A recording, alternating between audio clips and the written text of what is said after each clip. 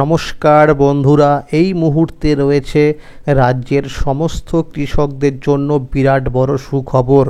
আপনি যদি একজন কৃষক হয়ে থাকেন এবং পশ্চিমবঙ্গ সরকারের কৃষক বন্ধু প্রকল্পে নাম নথিভুক্ত করে রাখেন, তাহলে এই মুহূর্তে রয়েছে আপনার জন্য দুর্দান্ত সুসংবাদ। এই 2025 সালে কৃষক বন্ধু প্রকল্পের প্রথম কিস্তি অর্থাৎ খরিফ মরশুম টাকা 2000 এবং 5000 টাকা কবে থেকে দেওয়া শুরু হবে সেই বিষয়ে কিন্তু আজকে অর্থাৎ 18ই জুলাই 2025 শুক্রবার উঠে এলো বিরাট বড় আপডেট।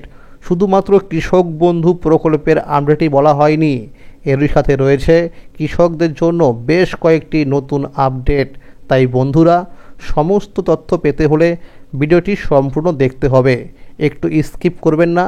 স্কিপ করলেই কিন্তু অনেক কিছু আপডেট জানতে পারবেন না। তাই বন্ধুরা, ভিডিওটি সম্পূর্ণ দেখার জন্য অনুরোধ রইল। যে সমস্ত কৃষক বন্ধুরা এখনও পর্যন্ত চ্যানেলটিকে সাবস্ক্রাইব করেননি, অবশ্যই মনে করে চ্যানেলটিকে এক্ষুনি সাবস্ক্রাইব করে নিন, কারণ আমার এই চ্যানেলের মাধ্যমে প্রতিনিয়ত কৃষকদের জন্য বিভিন্ন সরকারি প্রকল্পের আপডেট সবার আগে দেওয়া হয়ে থাকে। যে সকল বন্ধুরা চ্যানেলটিকে আগে থেকেই সাবস্ক্রাইব করে রেখেছেন তাদের জানাই অসংখ্য ধন্যবাদ। চলুন বন্ধুরা, এবার দেখে নেওয়া যাক কী বলা হয়েছে আজকের এই প্রতিবেদনে।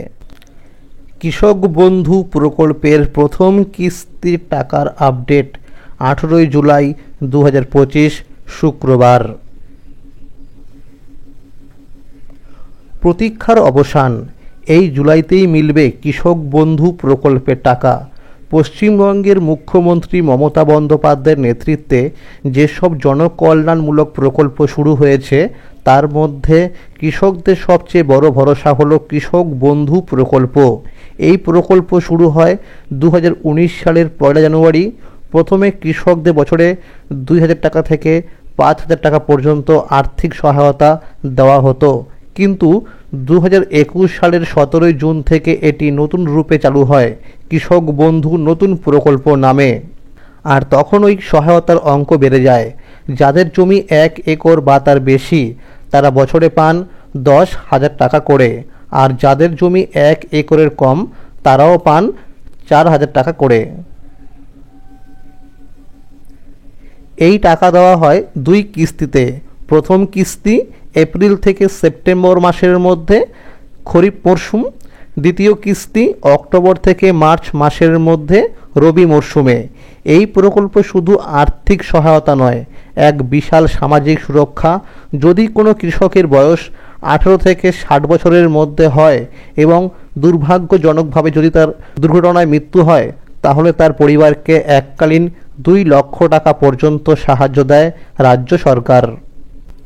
ঝড় বৃষ্টিতে চরম ক্ষতির মুখে মুর্শিদাবাদের কৃষকরা। শ্রীপুরে লঙ্কা ও পটল চাষ একেবারে তছনছ। একদিনের প্রবল ঝড় বৃষ্টিতেই ভেঙে পড়ল মুর্শিদাবাদের শ্রীপুর এলাকার কৃষকদের স্বপ্ন।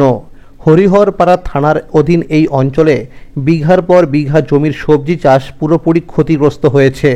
বিশেষ করে লঙ্কা ও পটল চাষে দেখা গেছে সবচেয়ে বড় ধাক্কা। কৃষকরা জানিয়েছেন, ধান চাষের পাশাপাশি একটু বেশি লাভের আশায় তারা সবজি চাষ করেছিলেন, কিন্তু সেই সবুজ স্বপ্ন মুহূর্তে শেষ হয়ে গেল এক ঝড় বৃষ্টিতেই। ঝড়ের দাপটে লঙ্কার গাছগুলো মাটিতে পড়ে গেছে, আর পটলের মাচাগুলো ভেঙে পড়ে জমির বুকেই ছড়িয়ে ছিটিয়ে রয়েছে সব কিছু। এই পরিস্থিতিতে চিন্তিত কৃষকরা এখন প্রশাসনের দৃষ্টি আকর্ষণের চেষ্টা করছেন। তাদের দাবি, অবিলম্বে ক্ষয়ক্ষতির পরিমাপ করে যথাযথ ক্ষতিপূরণ দেওয়া হোক। চাষিরা এও জানিয়েছে, সপ্তাহ খানেক ধরেই বিক্ষিপ্ত বৃষ্টি হচ্ছে, চলে ঝোড়ো হাওয়ার দাপট।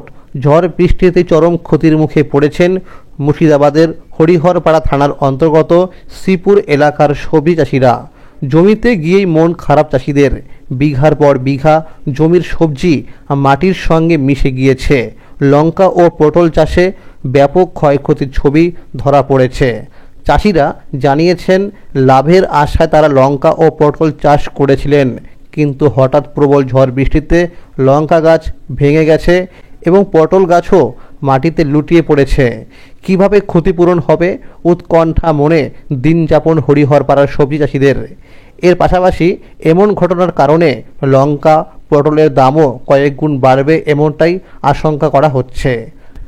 প্রাকৃতিক দুর্যোগের কারণে বারবার ক্ষতির মুখে পড়ে অনেকেই কৃষিকাজ থেকে মুখ ফিরিয়ে নেওয়ার কথাও ভাবছেন বলে জানিয়েছেন গ্রামবাসীরা। যদিও কৃষি দপ্তরের আধিকারিকরা জানান, এই বর্ষায় প্রবল বৃষ্টির কারণেই লঙ্কার গাছের ক্ষতির সম্ভাবনা হয়ে থাকতে পারে। বিষয়টি খতিয়ে দেখা হবে। দেশের 100 জেলায় নতুন কৃষি যোজনা নিয়ন্ত্রণে কেন্দ্র সরকার। মোদী সরকারের বিরুদ্ধে বিরোধীদের অভিযোগ অনেক দিনের। তারা বলেন, কেন্দ্র রাজ্যের অধিকারে হস্তক্ষেপ করছে এবং যুক্তরাষ্ট্রীয় কাঠামো ধ্বংস করছে।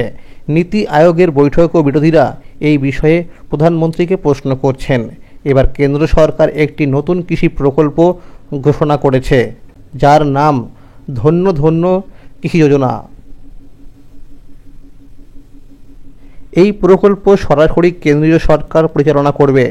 দেশের 100টি জেলাকে এই প্রকল্পের জন্য বেছে নেওয়া হবে। এমন জেলাগুলোই বেছে নেওয়া হবে যেখানে কৃষি উন্নয়ন অনেকটা পিছিয়ে আছে। প্রতিটা রাজ্য থেকে অন্তত একটি বা একাধিক জেলা এই তালিকায় থাকবে। এই প্রকল্প কেন্দ্রীয় মন্ত্রিসভা অনুমোদন করেছে।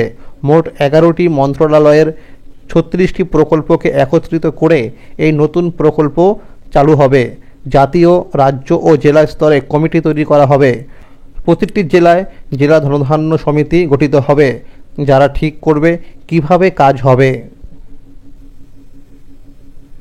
এই সমিতি বিভিন্ন বিষয় খতিয়ে দেখবে, যেমন ফসলের বৈচিত্র্য, মাটির গুণমান, কৃষিতে পিছিয়ে পড়ার কারণ, জৈব চাষ সম্ভব কিনা ইত্যাদি।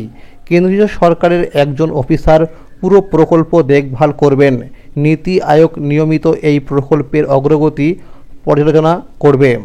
অর্থাৎ যদিও প্রকল্প জেলা পর্যায়ে চালু হবে, কিন্তু নিয়ন্ত্রণ থাকবে পুরোপুরি কেন্দ্রের হাতে।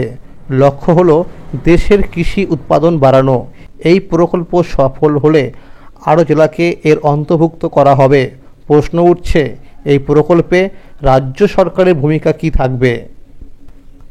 আর মাত্র কিছুদিনের অপেক্ষা, তারপরে রাজ্যের হাজার হাজার কৃষকের মুখে ফুটবে স্বস্তির হাসি। এপ্রিল মাস থেকে যারা অধীর আগ্রহে অপেক্ষা করছেন কৃষক বন্ধু প্রকল্পের টাকার জন্য, তাদের অপেক্ষার দিন শেষের পথে। গত কয়েক বছরের অভিজ্ঞতা বলছে, 2021 সালে টাকা ঢুকেছিল 17ই জুন, 2022 সালে 27শে জুন, 2023 সালে ভোটের কারণে আগেভাগেই 26শে এপ্রিল, আর 2024 সালে 12ই জুনে টাকা পৌঁছে গিয়েছিল কৃষকদের অ্যাকাউন্টে। তো বন্ধুরা, দেখতেই পারলেন যে শুধুমাত্র 2023 সাল ছাড়া কিন্তু 2021, 2022 এবং 2024 সালে কিন্তু জুন মাসেই টাকা দেওয়া হয়েছিল। শুধুমাত্র 2023 সালে ভোটের কারণে এপ্রিল মাসে টাকা দেওয়া হয়েছিল কৃষক বন্ধু প্রকল্পের প্রথম কিস্তির টাকা। সেই হিসেব ধরেই এবারও সবাই ভেবেছিলেন জুন মাসে টাকা আসবে, কিন্তু জুন মাস পেরিয়ে গেলেও এখনও পর্যন্ত সরকারের পক্ষ থেকে কোনো নির্দিষ্ট তারিখ ঘোষণা করা হয়নি। তবে চিন্তার কিছু নেই, সরকারি স্তরে প্রস্তুতি চলছে জোর কদমে। কৃষি অফিসের তালিকা তৈরি, যাচাই বাছাই সব শেষের পথে। অনেক কৃষকের স্ট্যাটাসের ঘরে অ্যাপ্রুভ, ভ্যালিডেশন স্ট্যাটাসের ঘরে ব্যাংক ভ্যালিড, আর ডিবিটি স্ট্যাটাসের ঘরে অ্যাকাউন্ট ভ্যালিড লেখা উঠে এসেছে। তবে আগের মতো আর এই স্ট্যাটাস কৃষকরা ওয়েবসাইটে দেখতে পাবেন না।